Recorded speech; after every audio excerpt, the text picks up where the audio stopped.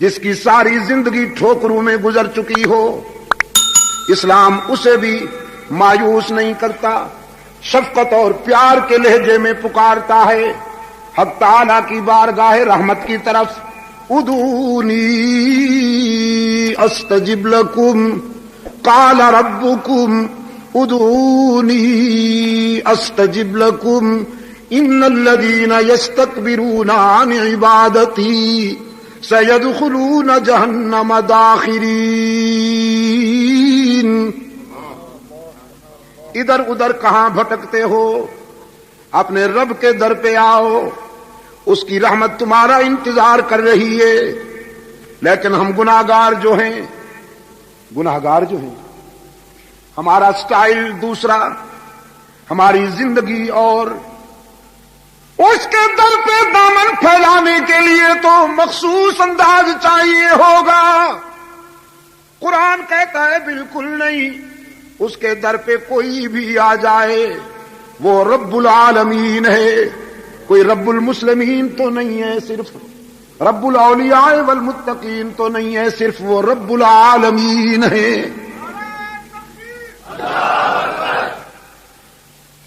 خطا کاروں کو بھی پکارتا ہے کہ باز آ ہر آنچ ہستی باز آ، گر کافرو گبرو بت پرستی باز آ، ای درگہ ماں درگہ نومیدی نیست، صد بار اگر توبہ شکستی باز آ۔ او خطا کار، اگر 100 مرتبہ توبہ کر کے توڑ دی ہے، نبھا نہیں سکا تو مایوس ہونے کی کوئی بات نہیں۔ لا تقنطوا من رحمت اللہ، وہ بڑے وسیع ظرف والا ہے۔ تو اپنی خطاؤں کی طرف دیکھ کر مایوس نہ ہو، اس کی رحمت کی وسعت پہ نگاہ کر۔ 100 مرتبہ توبہ کر کے توڑ دی، نبھا نہیں سکا تو ایک بار پھر اس کے در پہ آ کے دیکھ، جبین نیاز جھکا کے دیکھ، طلب کا دامن پھیلا کے دیکھ، ندامت کے اشک بہا کے دیکھ، اس کے لطف و کرم کو آزما کے دیکھ۔ تیرے آنے میں دیر ہے، اس کے راضی ہونے میں دیر نہیں ہوگی۔ سرکار دو عالم صلی اللہ علیہ وسلم نے یہی پیغام دیا مکہ والوں کو۔ تم کہتے ہو گناہگاروں کی سنتا نہیں، اور میں یقین دلانے آیا ہوں کہ وہ اپنے بندوں کو مایوس کرتا نہیں۔ ہاں، ایک طبقہ ہے بد نصیب جس کے لیے اس نے واضح کر دیا کہ اسے معاف نہیں کروں گا۔ ایک طبقہ، اور وہ کون ہے؟ مشرک۔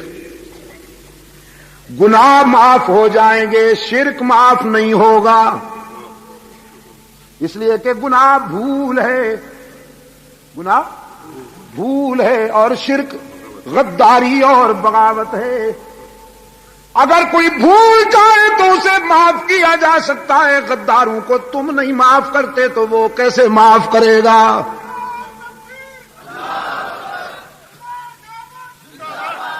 خاتون خانہ اگر سالن میں نمک زیادہ ڈال دے تو معاف ہو سکتا ہے کہ نہیں؟ تو بہت آہستہ آہستہ جواب دیا، توبہ توبہ توبہ۔ آپ کے بچوں کی خدمت کرتی ہے وہ بیچاری، سارا دن کچن میں رہتی ہے، آپ دوستوں کے ساتھ گپیں ہانکتے ہیں اور وہ بیچاری دھوئیں میں، آگ میں، کچن میں آپ کے گھر کی خدمت کرتی ہے۔ اگر نمک زیادہ پڑ گیا ہے تو معاف کرنے کو جی نہیں چاہتا؟ اتنا آہستہ جواب دیا، کر دیں گے، سوچیں گے۔ توبہ توبہ توبہ توبہ۔ اور راز کی بات کہہ دوں، کھانا پکانے کی ذمہ داری اس پر نہیں ہے. اسلام دین فطرت ہے، استحصال کی کوئی گنجائش نہیں. آپ کی زندگی کے ساتھ جو خاتون رفاقت کرتی ہے نکاح کے بندھن میں آ کر، اسلام نے اس کو پابند نہیں کیا کہ تُو نے کھانا بھی پکانا ہے. اگر وہ کہے کہ طبیعت ٹھیک نہیں اور میں کھانا نہیں بنا سکتی، آپ مجبور نہیں کر سکتے. اسلام کہتا ہے خادمہ کا انتظام کیجیے. یہاں تک کہ اسلام کسی عورت کو اس کے لیے بھی مجبور نہیں کرتا کہ وہ آپ کے بچے کو دودھ پلائے. جی ہاں، اگر وہ کہے کہ میں نہیں پلاتی ہوں تو آپ مجبور نہیں کر سکتے. یہ تو اس کا احسان سمجھیے کہ وہ بیچاری صبح سے شام تک آپ کے کچن کو آباد کرتی ہے. اور ذرا نمک زیادہ پڑ گیا اور عبد المجید ندیم شاہ صاحب نے پوچھ لیا، ہاں سوچیں گے، آہستہ آہستہ جواب دیتے ہیں. نمک زیادہ پڑ جائے معاف ہو سکتا ہے کہ نہیں ہو سکتا؟ جزاکم اللہ، شکر گزار ہوں. مرچیں زیادہ پڑ جائیں معاف ہو سکتا ہے نا؟ ہو سکتا ہے، ہو سکتا ہے. آپ کا نیا کوٹ استری کرتے ہوئے جلا ڈالے، معاف ہو سکتا ہے کہ نہیں؟ ہو سکتا ہے. انسان جو ہوا غلطی ہو سکتی ہے نا؟ ہو سکتی ہے. انسان جو ہوا، اچھا کبھی کبھی غلطیوں کا بڑا عجیب نتیجہ نکلتا ہے. سلطان ابراہیم ابن ادہم بہت بڑا بادشاہ تھا، بڑے خدم و حشم رکھتا تھا، شاہی تمتراق اور آن بان تھی. محل میں جو خادمہ اس کا بستر بچھاتی تھی، ایک دن بستر بچھاتے بچھاتے سو گئی. شاہی بستر کی نرمی اور گداز محسوس ہوا تو پتھر پہ لیٹنے والے جسم کو نیند آ گئی شاہی بستر پر. ابراہیم ابن ادہم آیا، بڑا متکبر بادشاہ تھا. اس نے اپنے بستر پہ لونڈی کو اور جھاڑو دینے والی، صفائی کرنے والی خادمہ کو سوتے ہوئے دیکھا تو فرط غضب میں جو چابک ہاتھ میں تھا اٹھا کے 4-5 جڑ دی.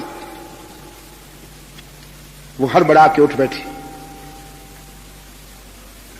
پہلے روئی پھر ہنس دی. ہنس دی تو ابن ادہم نے پوچھا کہ ہنسنا سمجھ میں نہیں آیا؟ رونا تو سمجھ گیا ہوں، چابک مارے ہیں میں نے، ہنستی کیوں ہو؟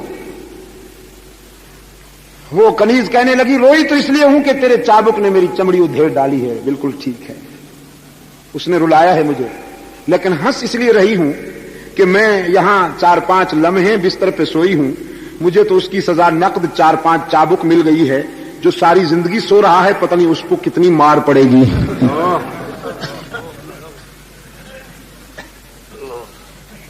یہ وہ موڑ تھا کہ جب وہ متکبر بادشاہ اللہ کی عبادت و رسول کی اطاعت کے سفر پہ روانہ ہوا.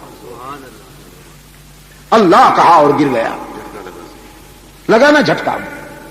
رات بھر روتا رہا، صبح ہوئی اپنے مشیروں وزیروں کو بلا کر کہنے لگا سنبھالو یہ سلطنت اور تاج و تخت.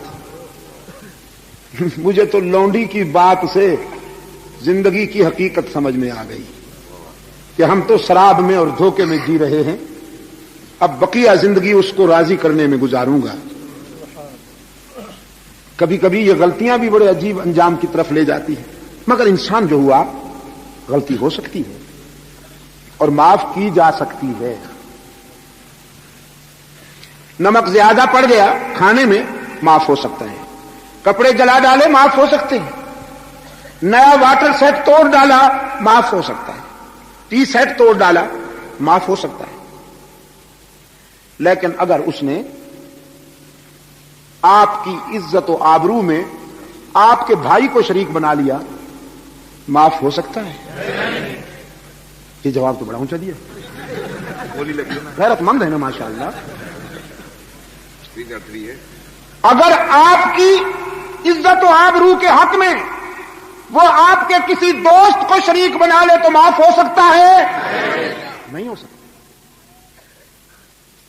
وہ کہے کہ میں نے کوئی تیرے دشمن کے ساتھ تو تعلق نہیں قائم کیا، تیرے پیارے کے ساتھ کیا ہے، یہ دلیل سنی جائے گی اس کی؟ نہیں سنی جائے، اڑا دیا جائے، اڑا دیا جائے۔ حق تعالی نے بھی فرمایا خطائیں معاف کر دوں گا، لیکن معبود میں ہوں، مسجود میں ہوں، کسی اور کا سجدہ کیا تو میرے غضب سے نہیں بچ پاؤ گے۔ ہر جگہ موجود میں ہوں، کسی اور کو ہر جگہ موجود مانا تو میرے غضب سے نہیں بچ پاؤ گے۔ اللہ بالغیوب میں ہوں، میرے بندوں میں سے چاہے کوئی میرا پیارا ہی کیوں نہ ہو، اگر اس کو تم نے اللہ بالغیوب مانا تو میرے غضب سے نہیں بچ پاؤ گے۔ کارساز و دستگیر میں ہوں، اگر میرے بندوں میں سے کسی کو تم نے دستگیر و کارساز بنایا تو میرے غضب سے نہیں بچ پاؤ گے۔ فرمایا ان اللہ لا یغفر ان یشرک بہ ویغفر ما دون ذلک لمن یشاء۔ ان اللہ لا یغفر ان یشرک بہ، حرف تاکید کے ساتھ، بالیقین اللہ مشرک کو کبھی معاف نہیں کرے گا کہ یہ اس کی غیرت کا معاملہ ہے، چاہے وہ مشرک پیغمبر کا باپ ہی کیوں نہ ہو، چاہے وہ مشرک نبی کا بیٹا ہی کیوں نہ ہو۔ نبی کا بیٹا اور نبی بھی وہ جس نے کم و بیش 950 سال اللہ کی توحید بیان کی ہے، کانٹوں پہ چل کر، 11ویاں کھا کر نہیں، پتھر کھا کر، مال کھا کر نہیں، مار کھا کر اللہ کی توحید بیان کی۔ کتنا عرصہ؟ جی 9 مہینے نہیں، نہ 9 ہفتے، نہ 9 سال، 950 سال، 950 سال۔ اور پھر صرف مسجد میں بیٹھ کر نہیں، گلیوں میں جا کر، صحراؤں میں جا کر، میدانوں میں جا کر قرآن کہتا ہے ربی انی دعوت قومی لیلا ونہارا فلم یزدہم دعائی الا فرارا۔ میرے رب، میں نے دعوت و تبلیغ کے سفر میں دن رات ایک کر دی، میں راتوں کے اندھیرے میں بھی ان کے پاس پہنچا، دن کے سویرے میں بھی ان کے پاس پہنچا، خلوص و انہماک کے ساتھ میں نے تیرا پیغام پہنچایا، لیکن ان کی شقاوت کا کیا علاج کروں، ان کی شقاوت بڑھتی جا رہی ہے۔ اب میرا خیال یہ ہے کہ آپریشن ضروری ہے۔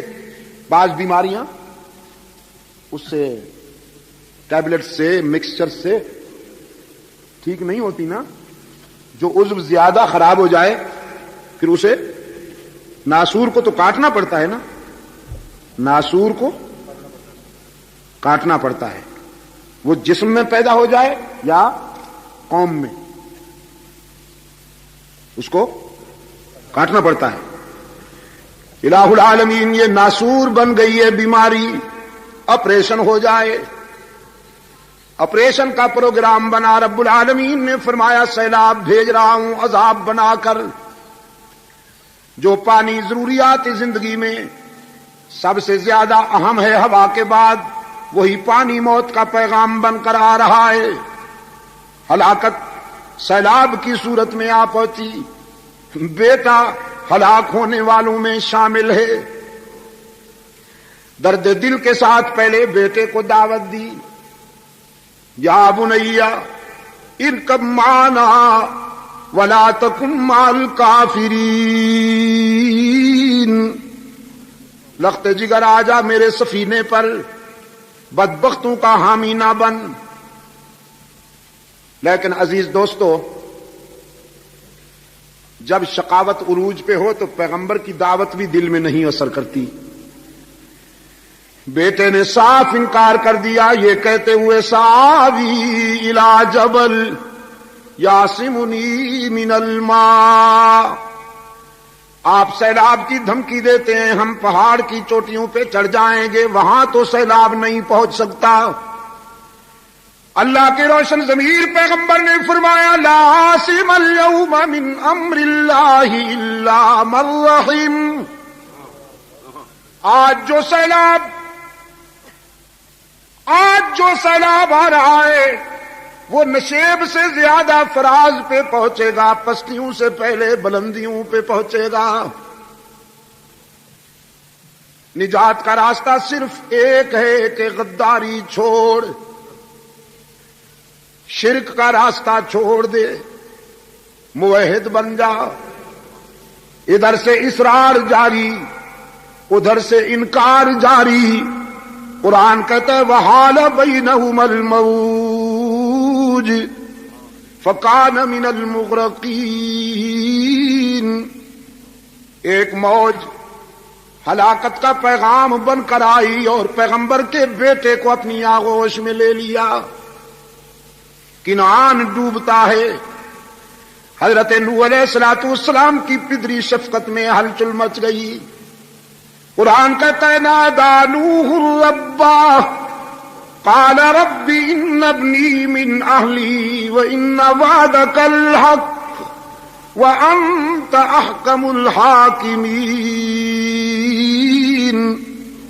انتہائی عاجزی، رقت اور تواضع کے ساتھ التجا کرتے ہیں میرے معبود تو نے وعدہ کیا تھا کہ میری اہل میں سے کسی کو ہلاک نہیں کرے گا، تو بیٹا ہلاک ہو رہا ہے، تو احکم الحاکمین ہے، یہ کیا دیکھ رہا ہوں؟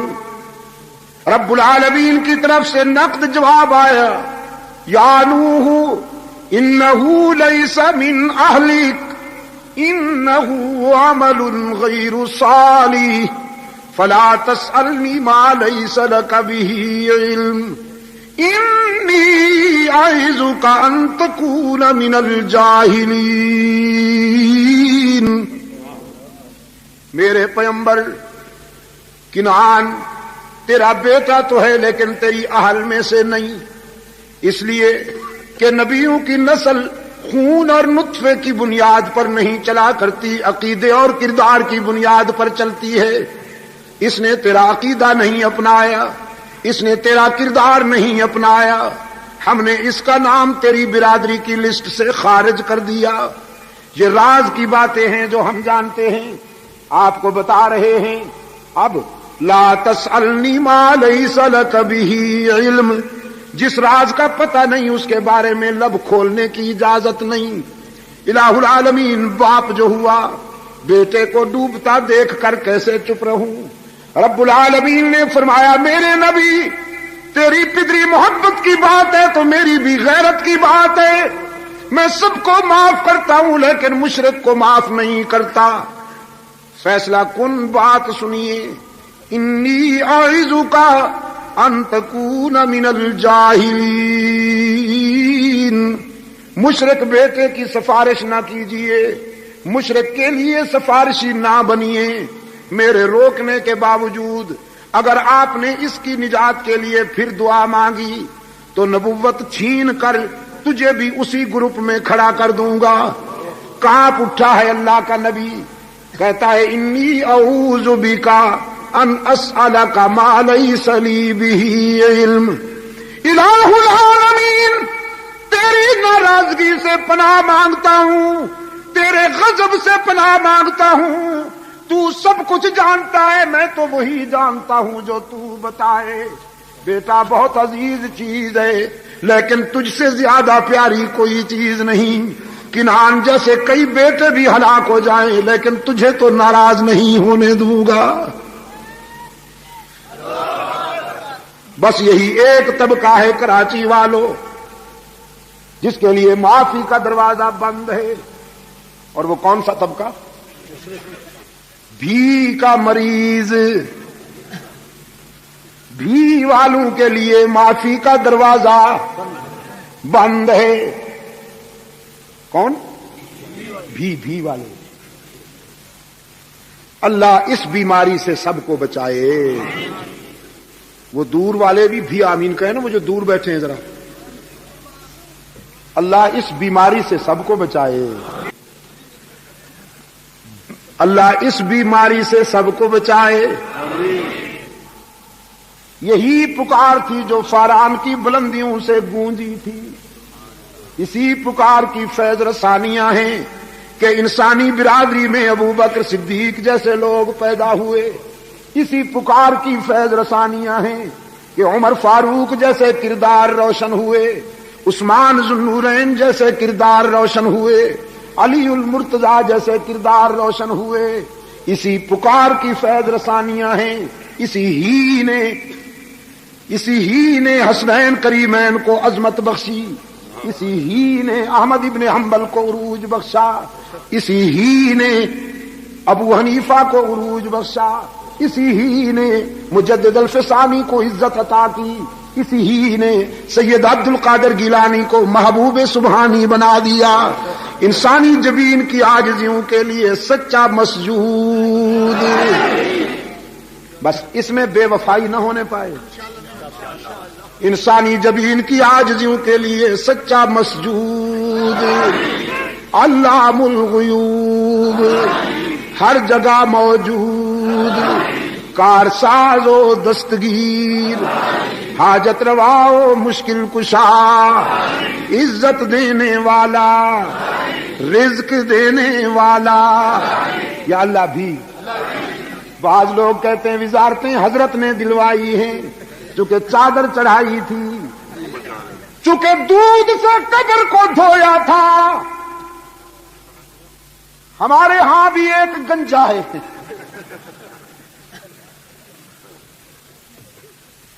اس کا بیان آیا تھا پنجاب کے اخبارات میں. میں تو بڑا گناہگار ہوں، بس مجھے جو کچھ بھی ملا ہے حضرت داتا گنج بخش کے کرم سے ملا. اب کھسک رہی ہے کرسی، کھسک رہی ہے نیچے سے. بہت سے جا چکے، باقی جو ہیں تیار بیٹھے ہیں. سب کچھ اسی کے اختیار میں ہے دوستو. ملازمت ہم کرتے ہیں، رزق کون دیتا ہے؟ تجارت ہم کرتے ہیں، رزق کون دیتا ہے؟ زراعت ہم کرتے ہیں، رزق کون دیتا ہے؟ محنت ہم کرتے ہیں، رزق دینے والا کون؟ بس اس عہد کو پورا کیجیے، باقی سب کچھ معاف ہو سکتا ہے. اس کی رحمت سے، رحمت عالم صلی اللہ علیہ وسلم کی شفاعت سے. سرکار دو عالم صلی اللہ علیہ وسلم نے فرمایا پکارو اسی کو، دامن پھیلاؤ اسی کے آگے، سب کچھ ملے گا. رب سے رابطہ قائم کرنے کے لیے تنکوں کے سہاروں کی ضرورت نہیں. مجاور بس اسی کو نہیں برداشت کر سکتے. مجاوروں کے لیے تو یہ پیغام اجل تھا. کہنے لگے تو آپ ہماری انکم کلوز کرنا چاہتے ہیں گویا. ہم یہ جو آستانے چھوڑ دیں تو پھر بھوکے مریں، پھر فیکٹریوں میں کام کریں، آمدنی بند، نذرانے بند، یہ کمارے مرغے جو آ جاتے ہیں روزانہ بند.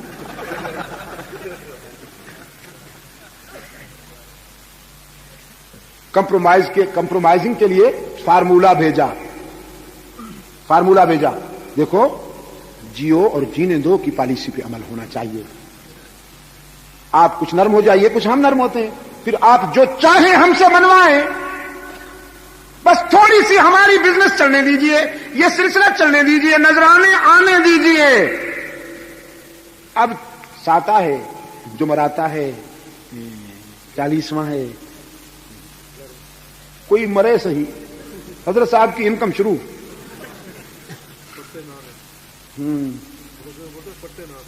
پٹے نانے، اچھا پٹے نانے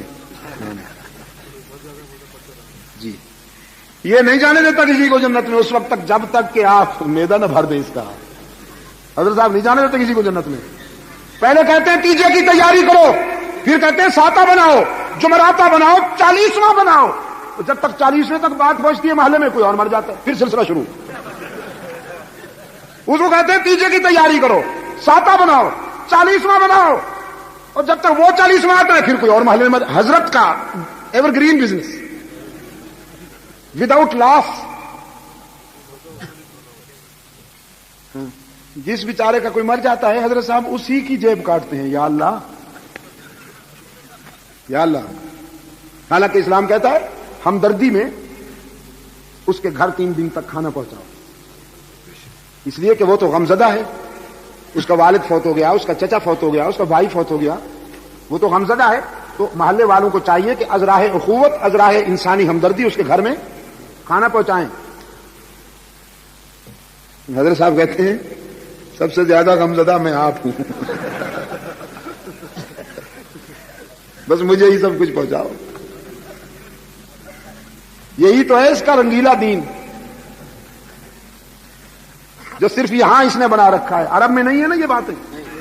سعودی عربیہ میں اللہ آپ کو لے جائے, دیکھنا ذرا, نہ جھنڈی ملے گی, نہ آستانہ ملے گا, نہ لمب زلفہ مجاور نظر آئے گا کوئی, ہاں نہ کچھ نہیں.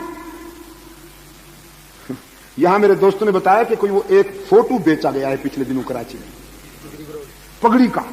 وہ پگڑی کیا ہے, ایک مستقل وہ ہے ہیلمٹ. جزاک اللہ. ایک مستقل ہیلمٹ اتنی بڑی ہے. سرکار دو عالم صلی اللہ علیہ وسلم کی دستار مبارک کے متعلق جو تصور آیا ہے سیرت طیبہ میں, حضور کی حیات طیبہ کے مطالعے میں, وہ نفیس ہوا کرتی تھی بابو, پورا تھان نہیں ہوا کرتا تھا,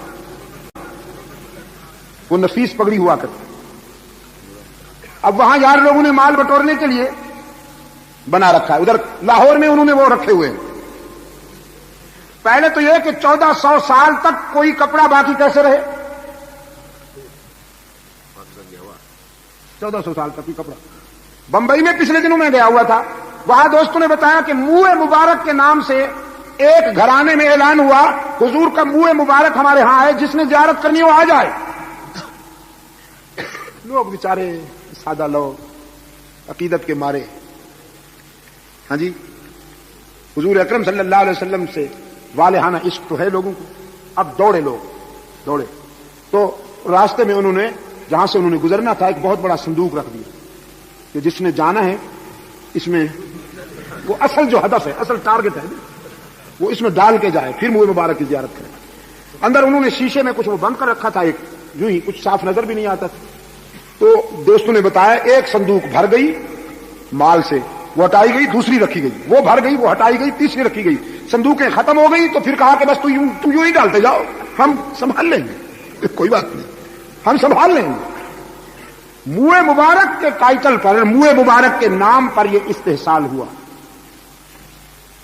مجھ سے کسی نے پوچھا حضرت آپ کا کیا خیال ہے اس سلسلے میں؟ میں نے کہا اگر آپ حضور سے محبت کرتے ہیں تو حضور کی سب سے بڑی نشانی قرآن کریم ہے. اس سے بڑھ کر حضور اکرم صلی اللہ علیہ وسلم کی بڑی نشانی ہو سکتی ہے کوئی؟ کراچی والوں بتاؤ تو صحیح. قرآن سے بڑھ کر رحمت عالم صلی اللہ علیہ وسلم کی کوئی نشانی ہو سکتی ہے ہمارے پاس؟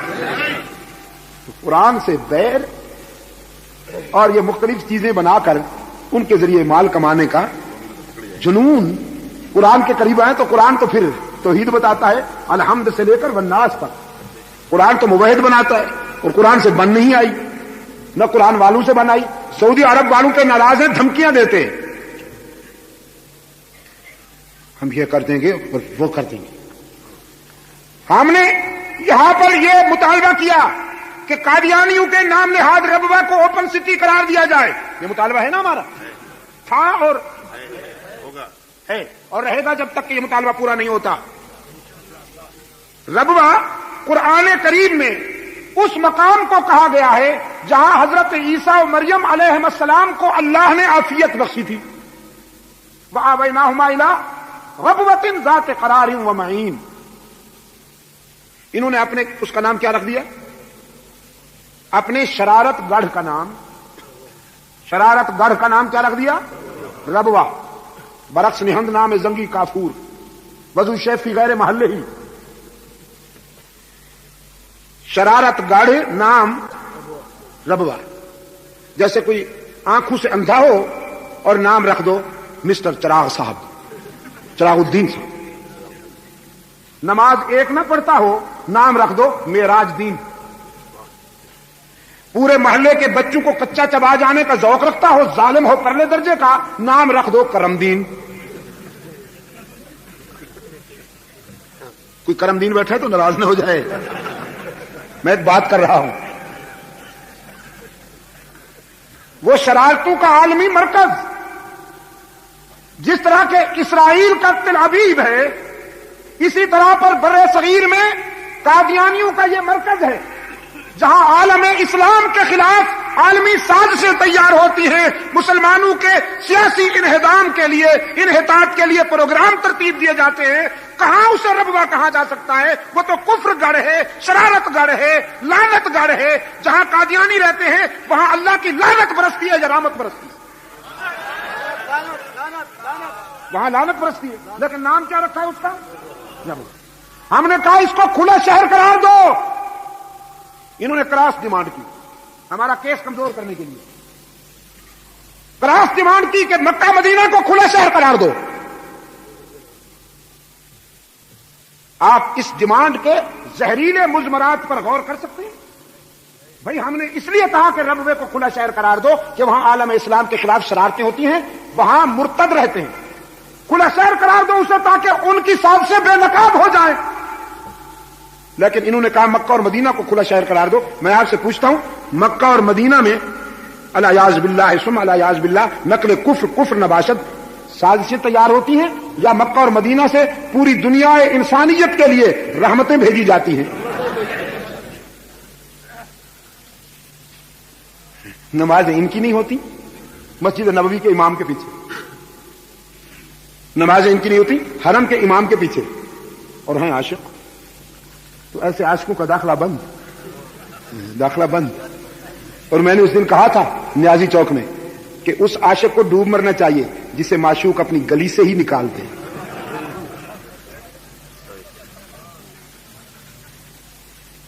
میرے عزیز دوستو، دھمکی دی سرکار دو عالم صلی اللہ علیہ وسلم کو مجاوروں نے کہ یا تو آپ ہمارا یہ بزنس چلنے دیجئے، ادروائز ہم آپ کو نقصان پہنچائیں گے، چلنے نہیں دیں گے، بائیکاٹ کریں گے، ہم آپ کو جینے نہیں دیں گے، اور اگر آپ ہماری بات مان لیں جو آپ چاہیں گے وہی کریں گے۔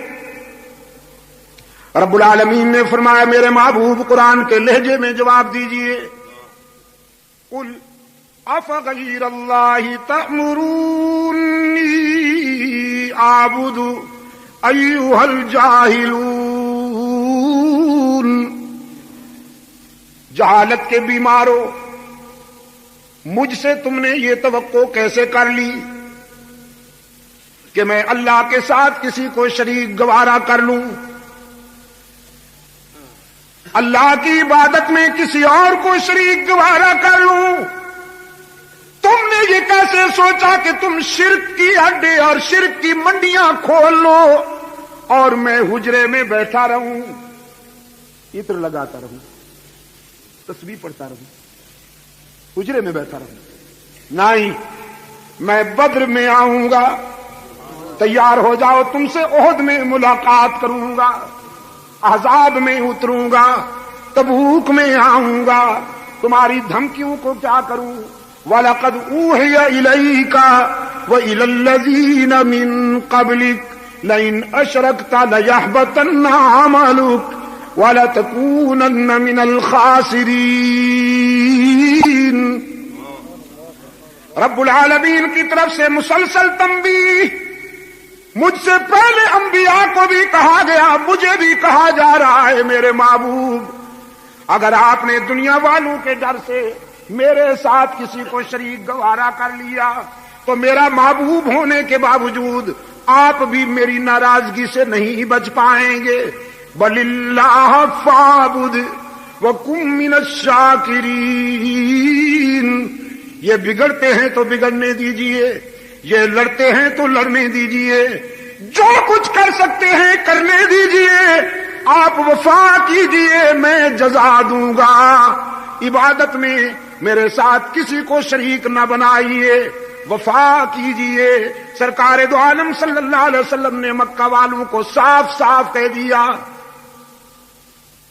سارے صدمے اٹھاؤں گا، ساری مصیبتیں برداشت کروں گا، تم کانٹے بچھاؤ گے تو پاؤں زخمی کروا لوں گا، تم پتھر برساؤ گے تو لہولہان ہونا گوارا کر لوں گا، لیکن مانتا ہوں اور منواؤں گا انسانی جبین کی عاجزیوں کے لیے حقیقی مسجود۔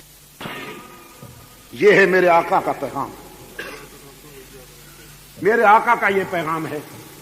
اللہ نے توفیق دی ہے شاہ ولی اللہ قافلے کے رضاکاروں کو، اللہ سلامت رکھے اس قافلے کو، اللہ ان رضاکاروں کی قدم قدم پہ نصرت فرمائے۔ آج پوری دنیا میں اللہ نے کام لیا، شرک کا تعاقب کرنے والے یہی، توحید کا پرچم لہرانے والے، تحفظ ناموس صحابہ کے لیے دن رات محنت کرنے والے یہی، تحفظ ختم نبوت کے لیے اپنی زندگیاں وقف کرنے والے یہی، باطل جس عنوان سے آئے اس کا مقابلہ کرنے کے لیے ولی اللہ قافلے کے رضاکار سر بکف کھڑے ہیں۔ اللہ ان کی مدد فرمائے، قدم قدم پر مدد فرمائے۔ رائے ونڈ میں انشاءاللہ عالمی اجتماع ہو رہا ہے 7، 8، 9 نومبر کو۔ جیسے حضور اکرم صلی اللہ علیہ وسلم کے مقابلے میں مرزا صاحب آئے کہ میں بھی نبی ہوں، مرزا صاحب کو شوق ہوا کہ مجھے بھی نبی مانو، تو حضرت مولانا محمد الیاس رحمت اللہ علیہ کے کام کے مقابلے میں شوق ہوا۔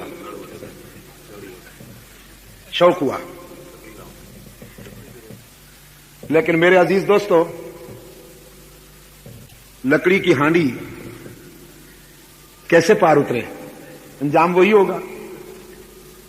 کہاں وہ اجتماع جس میں پوری دنیا سے فرزندان اسلام کھچ کھچ کر آتے ہیں، اخلاص کی بنیاد پر دعوت و تبلیغ کا جذبہ لے کر پوری دنیا سے۔ گزشتہ سال میں ماریشس اور فرانس کے دورے پہ تھا، وہاں سے ہم آئے تھے اجتماع کے لیے، تو میرے ساتھ 22 افراد کا قافلہ ساتھ آیا تھا اس اجتماع میں شرکت کے لیے، فرانس سے وایا ماریشس اور بمبئی۔ پوری دنیا سے اللہ کے فضل و کرم کے ساتھ وہاں فرزندان اسلام جمع ہوتے ہیں اور عالم اسلام کی سربلندی کے لیے دعائیں مانگتے ہیں۔ میرے عزیز دوستو، اجالوں کا یہ سلسلہ قائم رہنا چاہیے، شرک و بدعات کا تعاقب جاری رہنا چاہیے، شرک کے بیماروں کو توحید کا انجیکشن ہونا چاہیے کہ نہیں ہونا چاہیے، اور دشمنان صحابہ کو بھی راہ راست پر لانے کی کوشش جاری رہنی چاہیے۔ اس کے لیے مجلس تحفظ حقوق اہل سنت و جماعت کی سرپرستی کیجیے، ہمارے قافلے میں شریک ہو جائیے، سپاہ فاروق اعظم میں آ کر اپنی جوانیاں فاروق اعظم اور صحابہ کرام کی عزت و ناموس کی حفاظت کے لیے وقف کر دیجیے۔ آج میں نے تربت میں بھی کچھ جوانیاں مانگی تھیں کہ مجھے ایسے جوان چاہیے جو اپنا شباب اللہ کی توحید، رحمت عالم صلی اللہ علیہ وسلم کی سیرت، صحابہ کی عزت و ناموس، حضور کی ختم نبوت، اہل بیت کی عظمت کے تحفظ کے لیے اپنا شباب وقف کر دیں۔ میں ایسے جوان ڈھونڈتا ہوں، تو ہزاروں کی تعداد میں وہ نوجوان کھڑے ہو گئے۔